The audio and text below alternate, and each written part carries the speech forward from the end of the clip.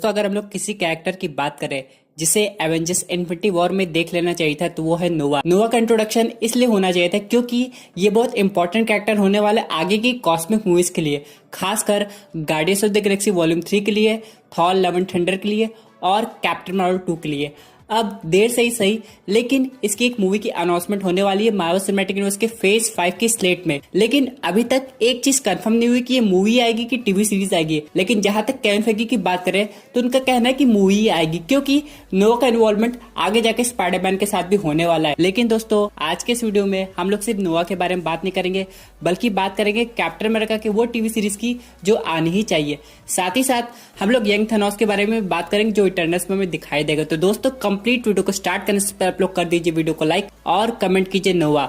साथ ही साथ जो लोग मेरे चैनल पर नए आए हैं वो हमारे चैनल को सब्सक्राइब करके हमारी कॉमिक बुक टॉक्स फैमिली का हिस्सा बन जाइए। अब यहाँ पे दोस्तों अगर नोवा की ओरिजिन मूवी आती है तो सबसे पहले वही स्टोरी दिखाई जाएगी जब ज़ेंडार पे एक्चुअली में अटैक हुए थे, क्योंकि उसी वक्त नोवा असली में एक सुपर हीरो बना था। आपको पता है यहाँ पे नोवा कॉर्प्स कैसे काम करती है। यहाँ पे इन लोग की जो एनर्जी होती है ये शेयर्ड होती है और जब लोग एक साथ आ जाते हैं तब इन लोग की एनर्जी यूनाइट होकर एनिमी पे अटैक करती है। और जब थैनोस इनको डिस्ट्रॉय कर रहा होगा तो इनमें से सिर्फ 1% बचा होगा, बाकी पूरी की पूरी नोवा कॉर्प्स खत्म हो गई होगी, ऐसा थैनोस को लगता है। लेकिन असल में एक अभी भी बच गया था और सारी की सारी एनर्जी उसमें आ गई थी, या कहे सारे के सारे कॉर्प्स मिलके उसको पूरी की पूरी एनर्जी ट्रांसफर कर दी। तो सोचिए अगर वहां पे 1 लाख नोवा कॉर्प्स होंगे और उनकी सारी एनर्जी एक अकेले बंदे में आ जाएगी तो वो कितना ज्यादा ताकतवर हो जाएगा। इसी से वो सुपर हीरो आया है यहाँ पे। अब यहाँ पे अगर एवेंजर्स इन्फिनिटी वॉर में वो सीन दिखाया जाता तो वो पहले आता गार्डियंस ऑफ द गैलेक्सी को वॉर्न करने, जब guardians of the Galaxy Thor को बचा रही थी कि तुम लोग थैनोस से बच कर रहना। उसने ज़ेंडार प्लैनेट को तबाह कर दिया है और यहाँ पे मैं किसी तरह बच के आ गया हूँ। मुझे सुपर पावर्स मिली है लेकिन मुझे अभी पूरी तरह इसको यूज करना नहीं आता है, इसलिए मैं तुम्हारा अभी साथ नहीं दे सकता और अभी भी कुछ लोग बचे हैं जिनको मेरी जरूरत है, इसलिए मैं अभी यहाँ से जा रहा हूँ, तुम लोग संभाल लेना। यहाँ से वो सीन खत्म हो जाता।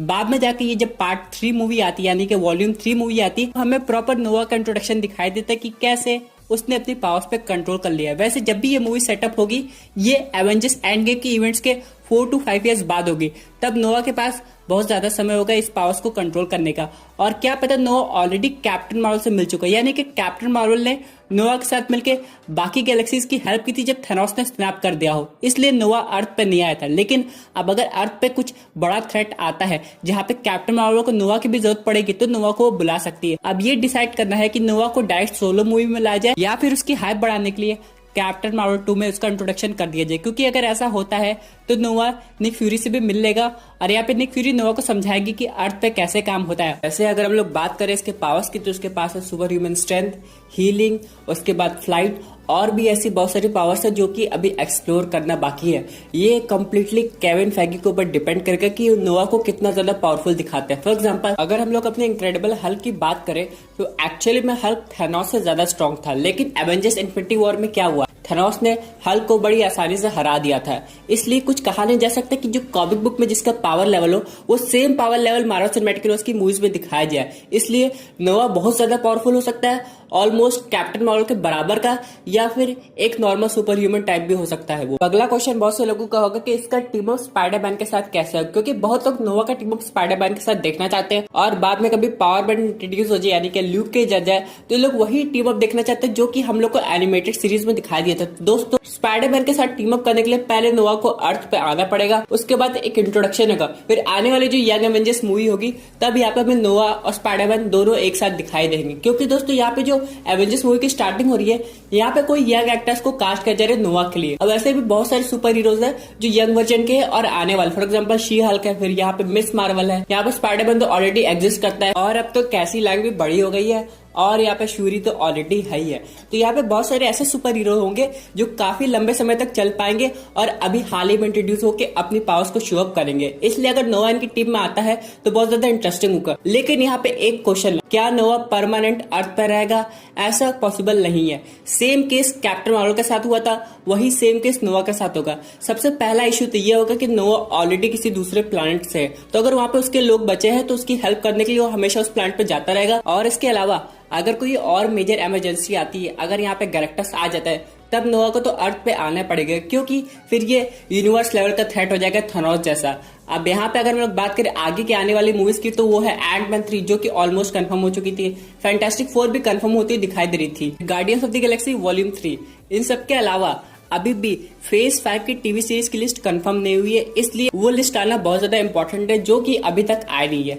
चलिए बात करते हैं दोस्तों अपने अगले अपडेट की, जो कि रिलेटेड है कैप्टन अमेरिका मूवी से या फिर क्या इसकी टीवी सीरीज से। जब कैप्टन अमेरिका टाइम स्टोन रखने गए थे तो हम लोग को लगा था सीन दिखाया जाएगा जहां पे कैप्टन अमेरिका इन्फिनिटी स्टोन्स रखते हुए जा रहे हैं, वो रेड स्कल से कैसे बात की है, वो रियलिटी स्टोन को कैसे रखे, ये सब दिखाया जाएगा, लेकिन ऐसा कुछ दिखाया नहीं गया। तो बहुत सारे फैंस ये सजेस्ट कर रहे हैं कि अगर कोई ऐसी टीवी सीरीज आ जाए जिसमें ऑलमोस्ट 6 एपिसोड अलग अलग इन्फिनिटी स्टोन्स के लिए। पहला एपिसोड ये दिखाता है कि वो पावर स्टोन रखने कैसे गए, क्योंकि पावर स्टोन का लोकेशन कहाँ होगा, मोराक प्लैनेट पे होगा, तो मोराक प्लैनेट पे कोई वापस एलियन तो नहीं आ रहा। उसके बाद हम लोग देखे होंगे कैप्टन अमेरिका के जो ब्रीफ केस था उसमें जब वो रियलिटी स्टोन ले जा रहे थे तो वो स्टोन के फॉर्म में था, लिक्विड के फॉर्म में नहीं था। तो ये कैप्टन अमेरिका के लिए एक अच्छा खासा चैलेंज होगा कि उसको उसी लोकेशन पे उसी हालत में कैसे रखा जाए। उसके बाद टाइम स्टोन तो उन्होंने बड़ी आसानी से एशियंट वन को दे दिया होगा। यहाँ पे बात करते हैं अब अगले इन्फिनिटी स्टोन्स की, जो कि है टेसरेट। अब यहाँ पे उसने टेसरेट को कैसे बनाया होगा वापस से उस लैब में रखने के लिए। ये सब देखने में ऑडियंस को बहुत ज्यादा मजा आता, लेकिन सबसे ज्यादा मजा तब आता है जब कैप्टन अमेरिका सोल स्टोन रखने जाते हैं और वो एक्चुअली में वहां पे रेड स्कल से मिलते हैं। वहां पे उन लोग के बीच में क्या कन्वर्सेशन होती, क्योंकि यहाँ पे ये कहा गया था कि जैसे सोल स्टोन वहां से हट जाता, रेड स्कल उस लोकेशन से यानी कि वॉरमीर से फ्री हो जाता। लेकिन अगर फिर से कैप्टन अमेरिका सोल स्टोन वहीं पे रख दिया, क्या रेड स्कल फिर से वॉरमीर पे आ जाता है? और अगर वो ये देखता है ये सब कैप्टन अमेरिका की वजह से हुआ है, तो उसका क्या रिएक्शन होता? और एक और क्वेश्चन कि सोल स्टोन रखने के बाद ब्लैक विडो पे कोई असर पड़ता कि नहीं पड़ता? इन सब के अलावा कैप्टन अमेरिका जो इतना लंबा टाइम ट्रेवल की है, उस टाइम फ्रेम में वो क्या क्या किए, कोई ऐसा काम जो बिना कैप्टन अमेरिका बने किए हो सीक्रेटली, और क्या कैप्टन अमेरिका उस टाइम में कुछ ऐसा काम कर रहे थे जिससे पुराने वाली कैप्टन अमेरिका की हेल्प हो जा रही थी? अगर ये सब होता है तो ऑडियंस को एक अच्छा खासा कैप्टन अमेरिका मूवी देखने को मिलेगा। चलिए दोस्तों बात करते हैं अपने अगले अपडेट की, जो कि रिलेटेड है यंग थेनोस से। अभी भी बहुत लोग का थेनोस से मन नहीं भरा है, वो लोग चाहते हैं कि थेनोस किसी मल्टीवर्स से वापस आ जाए या फिर थेनोस का पास्ट इंसिडेंट दिखाया जाए। वैसे यहाँ पे एवेंजर्स इन्फिनिटी वॉर की अगर हम लोग बात करें तो यहाँ पे थेनोस की स्टोरी को अच्छे से नहीं दिखाया गया, यानी कि थेनोस ने रियलिटी स्टोन का यूज करके 3-4 मिनट की स्टोरी सुनाई थी, लेकिन ऑडियंस उसकी और पहले की स्टोरी देखना चाहती थी। फिर ऑडियंस वेट करने लगी एवेंजर्स एंड गेम का। उनको लग रहा था कि एवेंजर्स एंड गेम में थेनोस तो अपनी पूरी की पूरी ओरिजिनल स्टोरी सुनाई देगा, लेकिन उसमें भी ऐसा कुछ नहीं हुआ। भले ही यहाँ पे अलग अलग टाइमलाइन के थेनोस थे, तब भी ऐसा पॉसिबिलिटी हुआ नहीं। लेकिन अभी जो थेनोस का क्रिएटर है वो इटर्नल्स टीम के साथ काम कर रहे थे और उन्होंने कहा है कि यंग थेनोस की आने की पॉसिबिलिटी है। जी हाँ दोस्तों, अब ये बात जब खुद थेनोस के क्रिएटर ने कही है तो बात में कुछ तो दम होगा। लेकिन दोस्तों इससे भी बड़ा क्वेश्चन ये है कि थेनोस को कैसे इंट्रोड्यूस किया जाएगा। तो दोस्तों मैं आपको बताना चाहता हूँ, इन सब के लिए हम लोग को सेलेशियल की स्टोरी पे जाना पड़ेगा। अभी कॉमिक बुक की अगर हम लोग बात करें तो कुल 20 सेलेशियल्स है, लेकिन मार्वल सिनेमैटिक यूनिवर्स में हम लोग को बस 3 सेलेशियल्स दिखाए गए हैं। सबसे पहले सेलेशियल्स की बात करें तो वो है जो guardians of the Galaxy volume 1 में दिखा था, जो पावर स्टोन यूज कर रहा था, जिसका जो वीडियो था वो कलेक्टर ने हम लोग को दिखाया था। सेलेशियल्स की बात किया जाए तो वो है ईगो द लिविंग प्लैनेट, जो कि था पीटर जेसन क्विल का फादर। ये भी काफी स्ट्रांग था और उसकी पावर्स की वजह से पीटर जेसन क्विल के पास पावर थी। ये चला गया तो पीटर जेसन क्विल की सेलेशियल्स वाली पावर्स भी चली गई, यानी कि अगर ईगो होता तो पीटर भी आधा सेलेशियल होता। सबके बाद और सेलेशियल्स का हम लोग को हिंट दिखाई दिया था नोवेयर में। आप लोग देख सकते हो कि जब नोवेयर में लोग जा रहे थे तो एक बड़ा सा हेड था, वो किसी सेलेशियल का ही हेड था, जो कि बाद में एक प्लैनेट के रूप में बदल गया। यानी कि सेलेशियल्स बहुत बड़े होते थे और अपने मन मुताबिक नॉर्मल रूप भी ले सकते थे, जैसे ईगो द लिविंग प्लैनेट करता था। लेकिन अब यहाँ पे एक क्वेश्चन आता है कि सेलेशियल्स ने थेनोस को क्यों बनाया? तो यहाँ पे जो थेनोस है ये कॉम्बिनेशन है इटर्नल्स का और डिविएंट्स का। जब सेलेशियल्स एक्सपेरिमेंट कर रहे थे तो उन्होंने 3 स्पीशीज मेनली बनाई थी अर्थ पे, इटर्नल्स, डेविएंट्स और ह्यूमंस। अब यहाँ पे जो म्यूटेंट्स थे ये लोग के रिएक्शन से आ गए थे। यहाँ पे सेलेशियल्स ने जानबूझ के म्यूटेंट नहीं बनाया था, यानी कि इंसानों में म्यूटेशन होने के कारण ये लोग के पास स्पेशल पावर्स आ गई थी। अगर हम लोग बात करें थेनोस की तो सेलेशियल्स ये चाहते थे कि इटर्नल्स और डेविएंट्स के कॉम्बिनेशन से एक ऐसा बीइंग बनाया जाए जो इन दोनों से ज्यादा पावरफुल हो, और उसी तरह थेनोस का जन्म हुआ था। अब यहाँ पे जैसे थेनोस आया था तो सब उसे देख के काफी ज्यादा घबरा गए थे, क्योंकि वो पहली बात तो एक इटर्नल था, लेकिन जो उसका लुक था वो एकदम डेविएंट जैसा था, यानी कि उसके पास पूरा का पूरा डेविएंट सिंड्रोम आ गया था। यहाँ पे एक क्वेश्चन है कि अगर यंग थेनोस एक्चुअली में एग्जिस्ट करता है और इटर्नल्स अलग अलग टाइम फ्रेम में भी जिंदा रह सकते हैं, तो यहाँ पे थेनोस का एक सीन जरूर दिखाना चाहिए और वो क्या इम्पैक्ट डाला था अर्थ पे, क्योंकि थेनोस ऐसा तो नहीं लगता उसको देख के कि वो पहली बार अर्थ पे आया होगा, क्योंकि यहाँ पे अर्थ पे बहुत ढेर सारे इन्फिनिटी स्टोन्स है जो कि पहले भी रखे गए थे। फॉर एग्जांपल ओडिन ने ही अर्थ पे टेसरैक्ट रखा था, तो यहाँ पे जब ओडिन टेसरैक्ट रखने आए थे तो वो इटर्नस से जरूर मिले होंगे और उनको बताया भी होगा कि इसकी रक्षा करना, लेकिन किसी रीजन की वजह से इटर्नस गायब हो गए थे, इसलिए उस टेसरैक्ट को रेड स्कल ने ले लिया था। बाद में भले सब इन्फिनिटी स्टोन्स डिस्ट्रॉय हो गए या फिर क्या सब एटॉमिक लेवल पे चले गए, लेकिन ये सब इवेंट्स होने के बाद इटर्नस की रिस्पॉन्सिबिलिटी और ज्यादा बढ़ जाती है।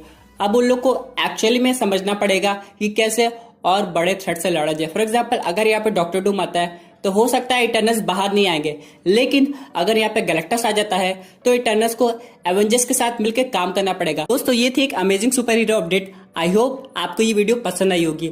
आपके क्या व्यूज है इस पर्टिकुलर टॉपिक पे, अपने व्यूज जरूर कमेंट कीजिएगा। और दोस्तों अगर आप ऐसे unique super hero content enjoy करना चाहते हैं, हमारे चैनल को सब्सक्राइब करके हमारी सुपर हीरो फैमिली का हिस्सा बन जाइएगा। Thank you for watching.